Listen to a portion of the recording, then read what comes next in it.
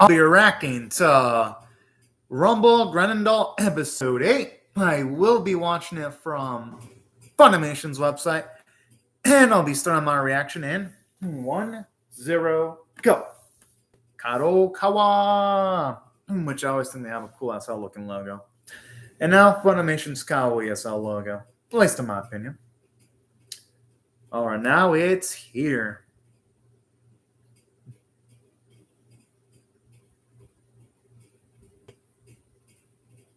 I just love how our goal talks about it as if it were a freaking game. Now, I'm saying that I hope the antagonists in this episode actually put up a struggle and they don't go down like bona fide scrubs.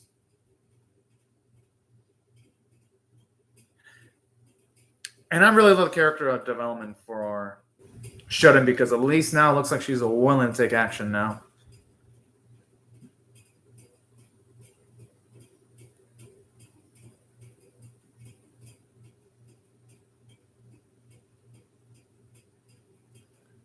Oh, snap.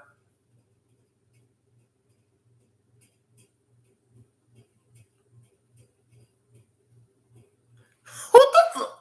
Why is the leader there? Like, why?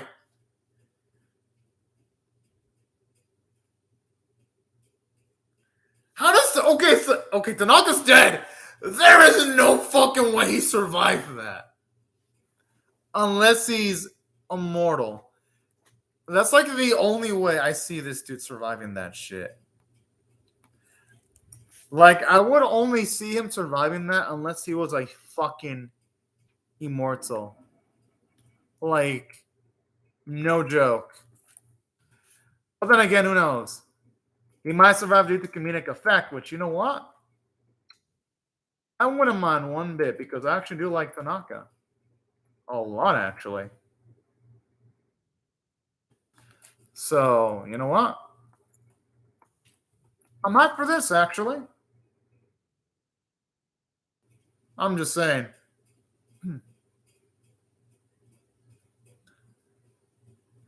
Ah, yeah, I really love the way the opening sounds. Dana.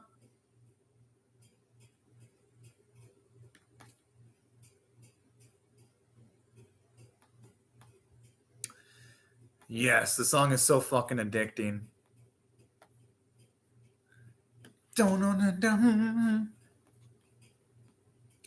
And speaking of which, something I really love about the opening too, it's just the fact that it's over the top. That's part of what never makes it old. It gives it a nice little comedic effect, if you ask me.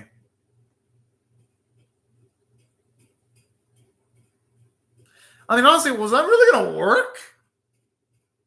I'm surprised I thought that explosion was going to work. Yeah, that's what I'm thinking too, because those mechas look pretty dang sturdy.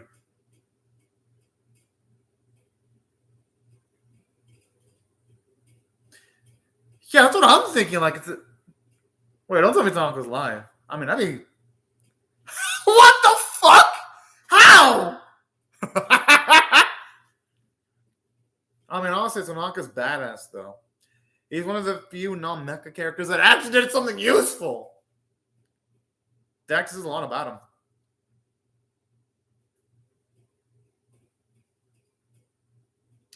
I feel so bad for Ren. Like, ever since the other battery girls have been introduced, he's just become a bona fide jobber now.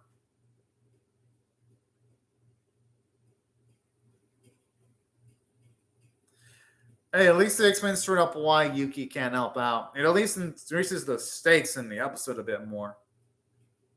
Because now it's going to force our third girl to actually do something. That's why I actually am liking these developments in the episode.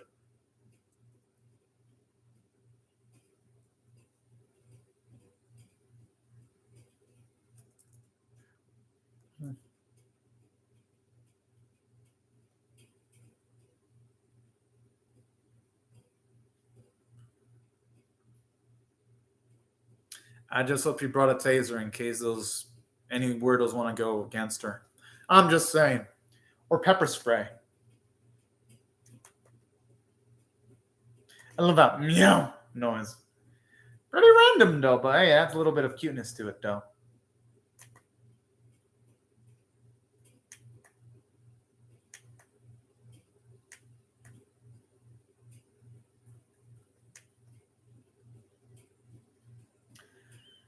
Honestly, that's badass that she went by herself. But regardless, it's still impressive that she actually went outside. And saying that, I think they rushed. I would have loved to have seen her actually talk with other people to find Hosamichi, though. Don't get me wrong, it's still a good scene regardless, but they kind of went a little bit too quickly the episode. I'm just saying.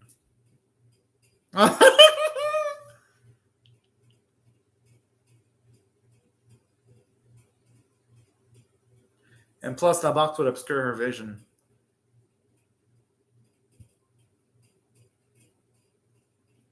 So I don't think it'd help her out much in this instance.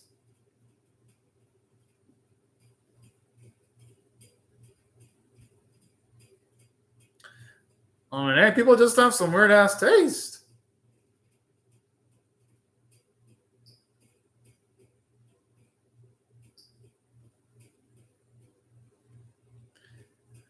Who the hell want to be told by her, though? I mean, she's been super aggressive and she almost killed how many bystanders?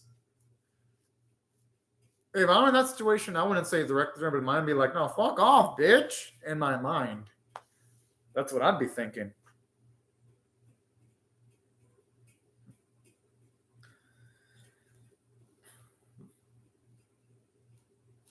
I mean, the thing is that people have a right of. Okay, I don't. Okay. I think it's going a little bit too far in saying no ancestors. I think it's something in the middle. Yeah, I honestly have never watched that. I mean, I have watched some anime with CDs, but not that often. For me, it's just been streaming or television to watch my anime.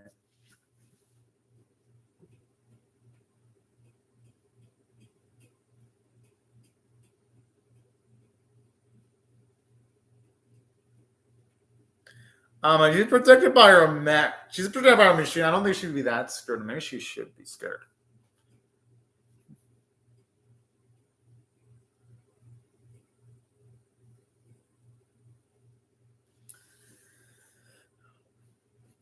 Honestly, man, this man should be a motivational speaker once all is said and done. Because this motherfucker can motivate almost anyone. And it's working. I mean, hey, someone has to buy time, though.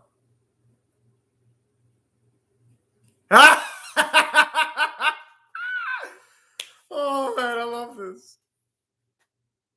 Well, they're making all those super minor characters really shine this episode. Because it's now giving us payoff for all the build up in the previous episode. Honestly, when is Ultra gonna hurry the fuck up? I mean, even our Shades dude is fucking struggling now. And he's already done a lot in buying so much time.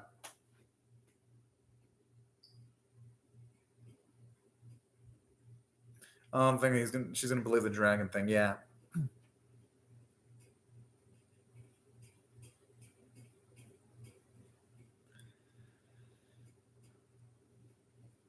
.1% probably.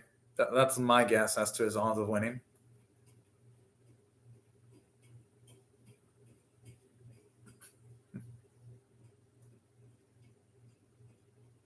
Yo, that gaming console looked to be fun to play with, like no joke. Yeah.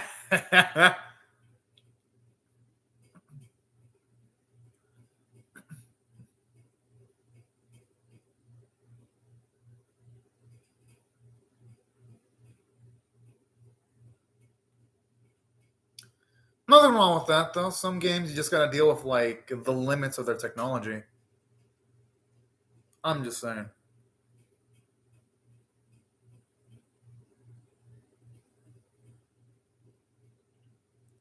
I feel so bad for the fucking commander. Like he's just trying his best to make this shit work, but he's failing.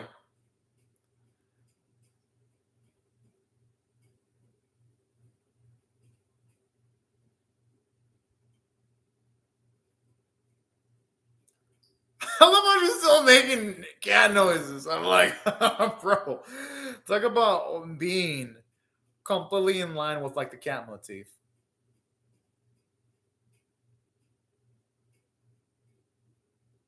Oh, that's cute. No, it's probably fun for her because it'll probably make any day where she beats her dad probably immensely satisfying. I just hope she was able to defeat her dad in the game before she gets separated from her pops. I'm assuming.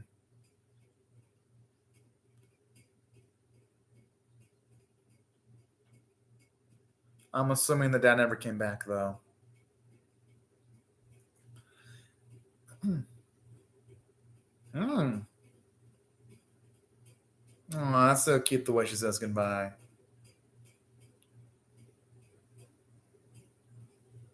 That explains why when our boy utilized it,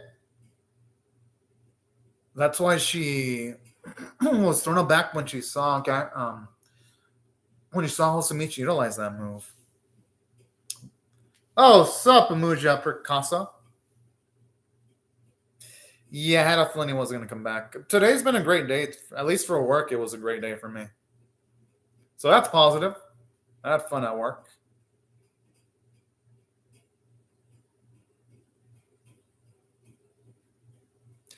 I can only hope for her sake her father was just injured or something, but I'm assuming he probably died because. And her father dying, it adds a little bit more emotional stakes into the series. Overall, anyway. At least it explains why she became a shut in. You know what? It's actually a justified reason because anyone would have the fear that she's going through. Oh. And honestly, someone that young shouldn't have to ever be separated by their parent like that. But sometimes life ain't fair, though.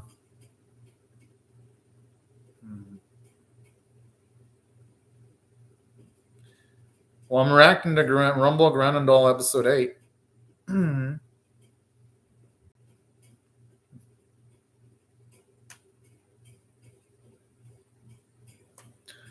That explains why she's so attached to hiding herself in a box, too. And at least here to explain how she was able to maintain herself even without her parents financially. I'm actually shocked they were actually able to explain multiple details at once in the episode.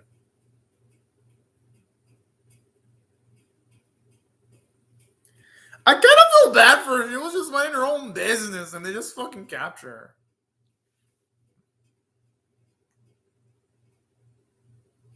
But then again, it was for her own good, though. This kind of had to happen. She had to get out of the house. Oh. Oh, that's fucking adorable. And you know, yeah, I could see why she'd confuse her boy for her tops for a few seconds because honestly, Hosamichi has become more mature over the last few episodes, actually. Tackling on multiple responsibilities. Oh, hold on a minute, Oji. Tackling on multiple responsibilities.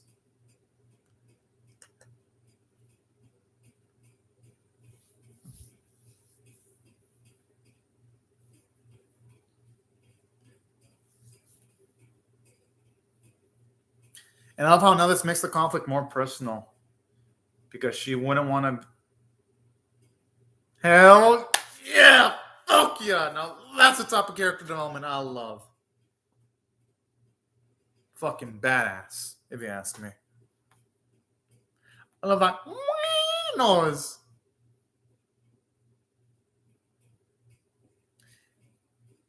Hey, you know what? The cat foot motif actually fits. Kamari Granado cat. I love that. Yeah.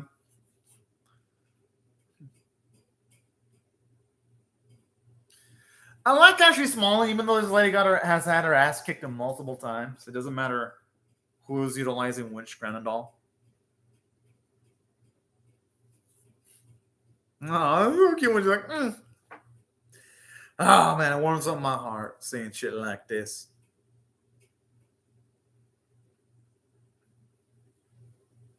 And then which is capital 3.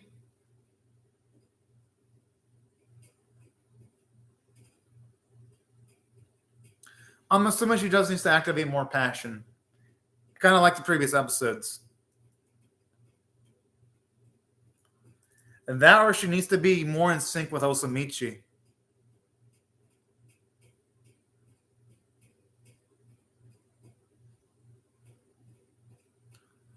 Or maybe she needs more passion to power up her attacks. Yeah, I'm excited for it, but I won't be able to react to it anytime soon.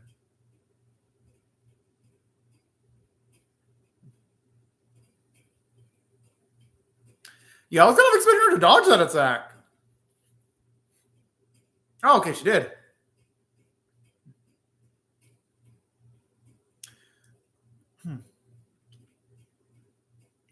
You know, I kind of like the message here where it's kind of implying that too much indulgence is bad. I hope the episode ends off with mentioning that too much indulgence is bad, but having some fun is good too.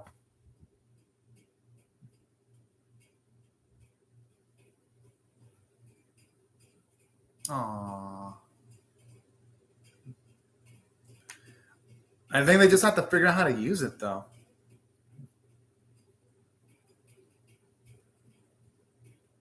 Whoa! Okay, that'd be some pretty fucking hardcore shit there.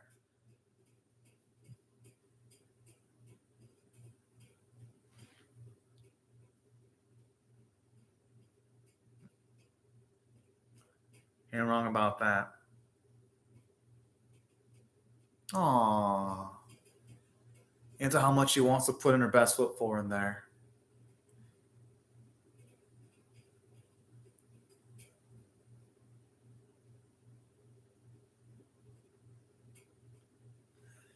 She is kind of a little clumsy, and I mean that in a good way.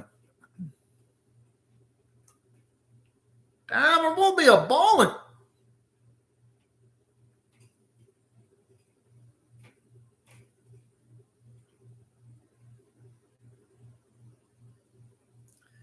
Fucking smooth. And I mean, shit like this further shows you why this dude is a fucking lady killer. And I mean that in a good, best possible way. And I mean, Jody, how many times have you asked me this? And I mean, Jody, I haven't seen part 5 yet. I'll see it once I watch part 5, which it won't be anytime soon. And I'm at Joji. But you already asked that a while back when it came to JoJo part 6.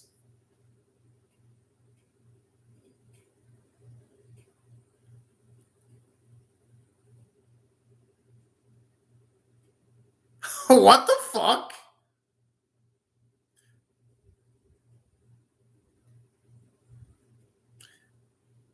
So what is she gonna? Wait.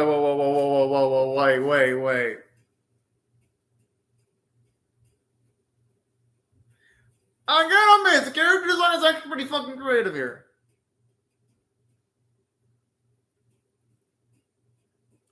So she's turned into a box in her power mode.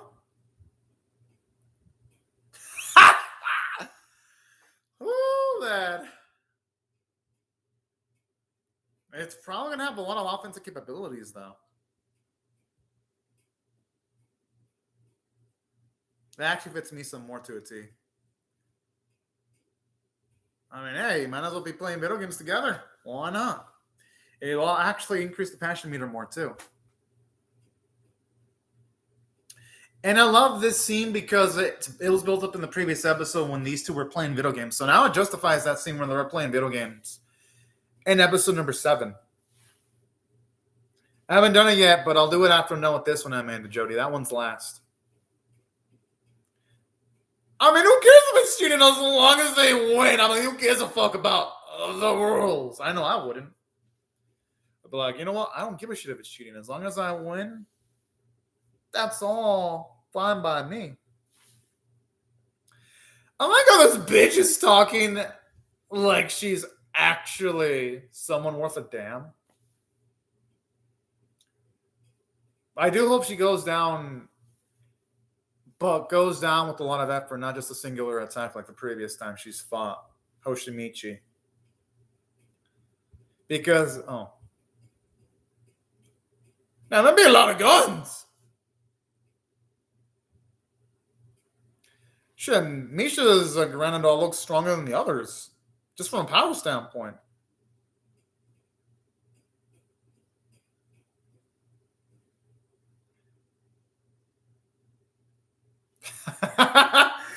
Okay, if she gets taken down by a fucking button smashing, and then the antagonist in this episode is a bona fide scrub. That I'm like, I have to, after this, I won't be able to take any of the antagonists seriously. Like, this is a cool scene and all. Like, don't get me wrong, it's a fucking cool scene.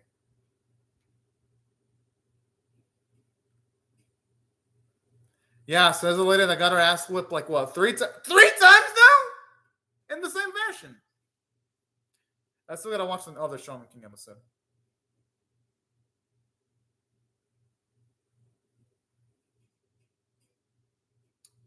She went down like a bitch again. Like, it feels like the same every single time. No, she got her ass wrecked. It kind of annoys me because, don't get me wrong, the fight was well animated, but it goes on like every other fight where Hosamichi and his new battle girl gain a power-up, then they take on and beat the antagonist in one hit. This has happened like how many times? 3 or 4 times already? Don't get me wrong, the writing in the episode was still good overall, but I need to see more variety in the action sequences because it's starting to get a little annoying now. Like, the writing was still good, but the action and directing was bad. I love how she's fucking showing off. In a good way. At least, they explain the downsides of her GARANNDOLL at the very least. Yo, Misa's grown. Aw, that's cute.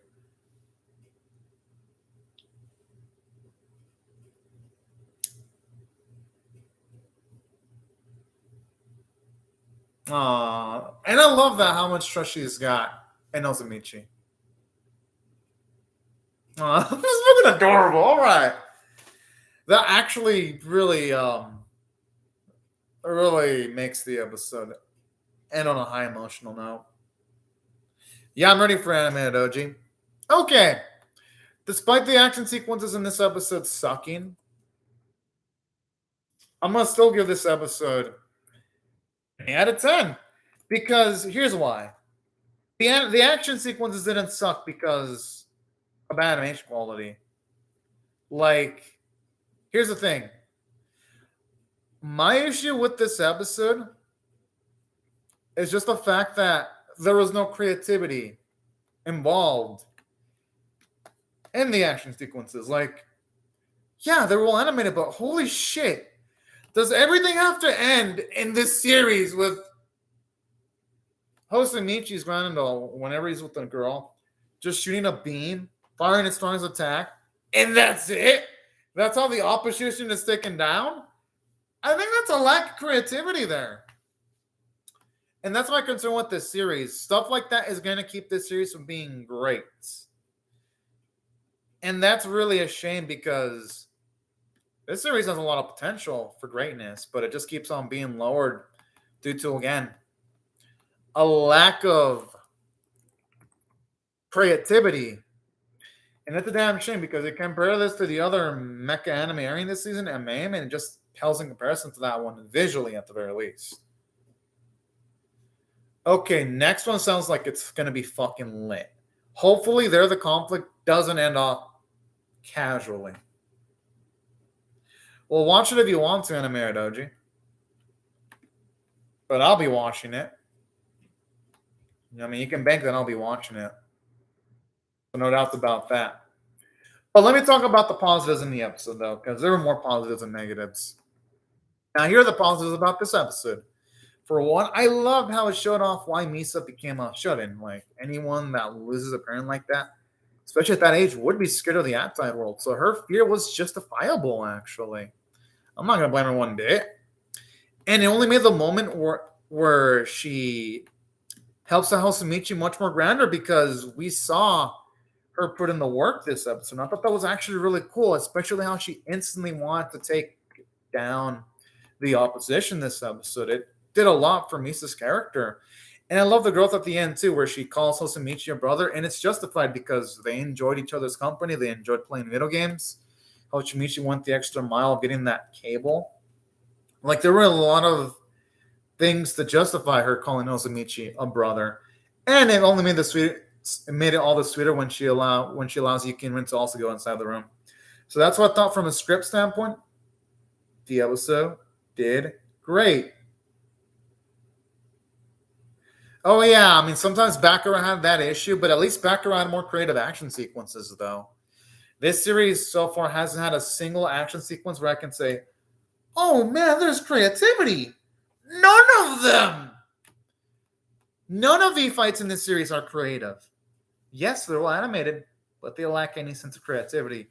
Baccarat not only had animation, but it had creativity to boot.